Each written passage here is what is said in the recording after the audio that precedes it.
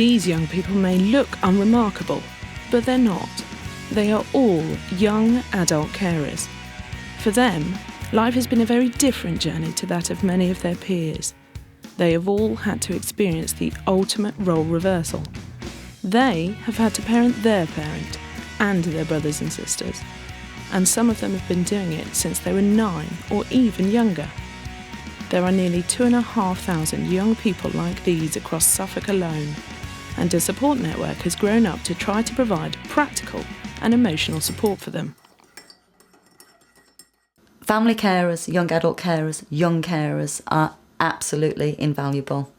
They are currently unrecognised, they are currently unidentified, and they are currently hidden in society at the moment, but they are holding society up.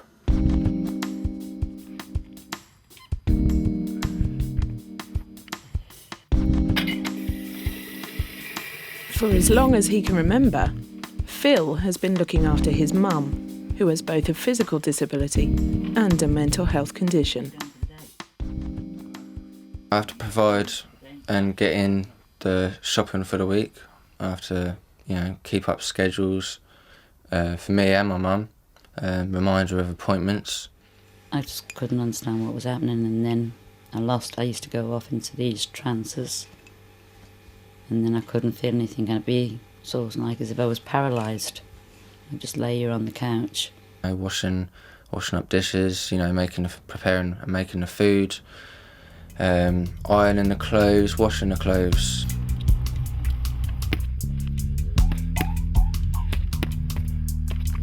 Phil has had to put his dream of life as a fitness instructor on hold while he takes care of his mum. For now, a job working in a shop is his best way of getting a few extra pounds for the family's limited budget. But all this comes at a price for both himself and his mother. You can't take away the guilt of you've basically taken their childhood away. He's had it hard trying to get a job properly, and that's pretty bad. It's a two-way street. Guilt for the young person because, again, they're wanting to have a normal life experience. Guilt for the parent because some of them are aware that the burden of responsibility that they're placing on their young person. There's about 10 different pills every day I have to make sure she takes. So yeah, there's delays in the pills sometimes, and you get back home and, she's a little bit crazy, so it's not really the first thing I want to be dealing with, but, 8 boxes of those and 8 boxes of those in there. What else? That and that is to put on me where the pains and stuff is. And even though it says put in a small area, but I have to put it over most of my body because sometimes nothing works and it's just massive pain. To compound the difficulties, many of these families find themselves in financial hardship, and Phil's family is no exception. I'm always paranoid about lights, electric. We don't put the heating on. This family and me and my mum and all that, we have to really think about things like that, and we have to make cuts in our lives. And everybody gets a dressing gown, a scarf and a pair of gloves. Money's an ongoing issue for family carers and for the cared fors. They're more than likely in receipt of benefits, which again puts them on one of the lowest incomes in society today.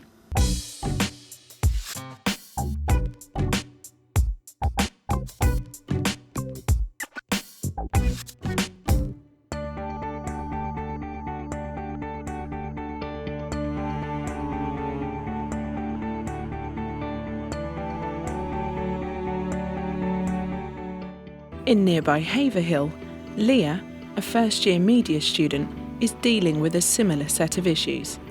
Leah is trying to juggle being a student and an adolescent, with the complex issues surrounding her mother's illness. Hello. Choose Tuesday at 11 on Comedy Central. Keep a laugh now. Leah knows that her life is very different to that of her friends at college. I don't have a normal life like they do. They don't have any stress or worries. Like with me, I have to worry about what my mum's doing, if she's resting enough, watching what she's eating, being with her constantly, keeping an eye on her.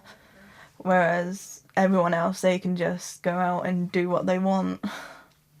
Whereas I don't have that privilege. The downside of caring is reduced life opportunities, the emotional impact, the psychological impact, the impact of the lack of education or the loss of education, friendships, the lack of friendships, the isolation that they feel. I hate it. I feel really depressed that I cannot do things like I used to be able to. It's horrible, and I think most people that are disabled would feel the same. Depression is the main problem. Yeah, she's my mum. I love her to pieces. Thank you, darling. Thank you very much. She's tried to do what's best for me and my brother throughout our lives, and I feel like I owe her that back by doing what I can for her. She is somebody that is very close to me.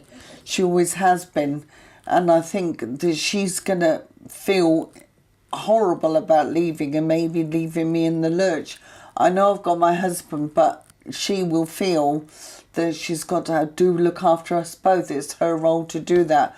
But we try and say to her that it's not her way of doing things. She's got to go on and live her life, which she will, determined to let that happen. Leah continues to pursue her career while keeping an eye on an uncertain future. But life for all young adult carers is dominated by money. Money is hard for us. We're living on benefits at the moment because my mum can't work from her disorder, which means my dad can't work because he's having to be her full-time carer.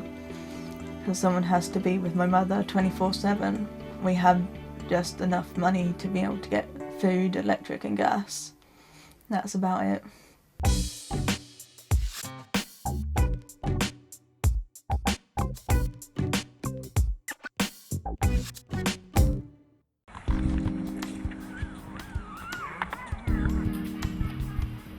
In Lowestoft, twins Shannon and Jake are the youngest of 5 children in the Lee family.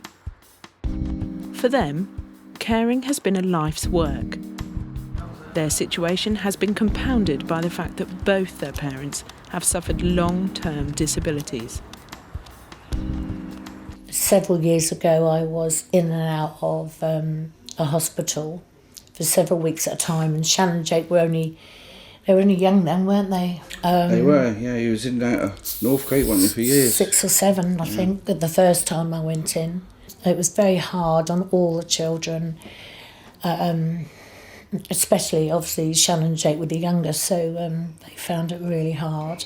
They've sort of grown up in a very difficult and quite depressing atmosphere a lot of the time. Yeah, it was different because, like, I don't know, we were sort of like worrying all day, sort of whether she was all right, la-di-da, sort of stuff like that, and then...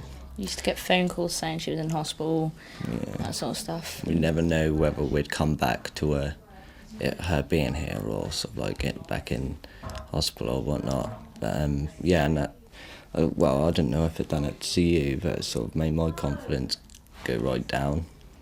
Because of the situation at home, even from when the oldest one was at school, and all the way through, there was so much going on here with me at the time. At that time, it was me, and I think they just had so much to contend with here at home. They missed a lot of time off school. They never seemed to come home with homework. They didn't seem to concentrate. None of my kids, I've got 5 of them, they never had a dream in their head what they wanted to be. Like, they never had any dreams.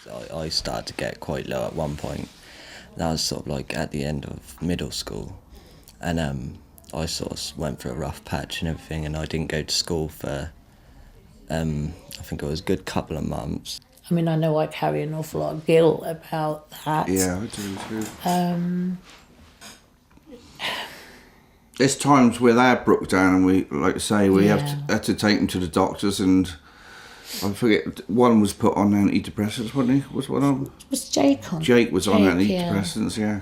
And then I started going back again, and then sort of like, I think it was about from year 10, halfway through year 10, or was it year 11? No, it was year 10. And I just stopped going altogether. Shannon's seemed a lot stronger and sort of mentally. And she's got a boyfriend, which helps a lot, you know. And he's really good to her and supports her. And that affected me a lot though, because like when I was a kid, I used to be like in like middle school and high school was like proper naughty.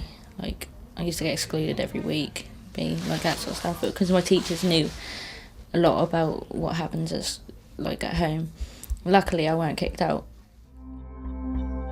For these young people, the notion of what the rest of us might consider to be a normal life is a distant dream, but they continue to cope and will continue to care. Are they in fact an unsung facet of that elusive big society that we have heard so much about? Our young adult carers are the adult carers of tomorrow. They will be continuing in their caring role for many, many years to come. If we don't support them now, then we're going to create a situation in the future where these young adult carers are experiencing their own problems as a consequence. I love them, obviously. Sometimes it's a bit hard to like them. On a good day, after all the pills that she's meant to have been taking, she's the nicest normal person you'd probably meet. She's really bubbly. She knows how to have a laugh. She'll make people laugh. They always kiss me when they leave me, and they go, and it's always good night. I get kissed and a hug, and in the morning. Not many kids do that to their mums now, do they? Hopefully she will have herself a good job, but she will meet some lovely person, settle down and have a nice family, because I'd like to be a grandmother one day. With what she's been dealt with, she's still carrying on going. She's not giving up like most people would. Well, all I want for them is to be settled and happy with what they've got. Nice relationship, like anyone wants for the kids,